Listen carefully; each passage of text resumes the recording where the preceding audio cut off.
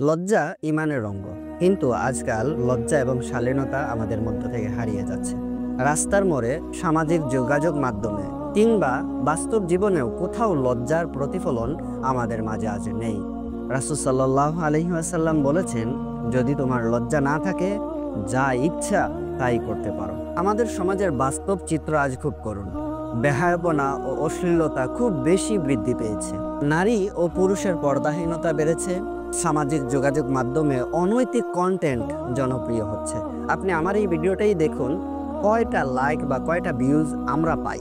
যদি অশ্লীল কোনো বার্তা আমি প্রচার করতাম বা যারা প্রচার করছে, আপনি দেখুন তাদের ভিডিওগুলো কত বেশি ভাইরাল হয়, লাইক কমেন্ট বেশি হয়। কেন? কারণ আমাদের মধ্যে অশ্লীলতা আজ খুব বেশি বৃদ্ধি পেয়েছে।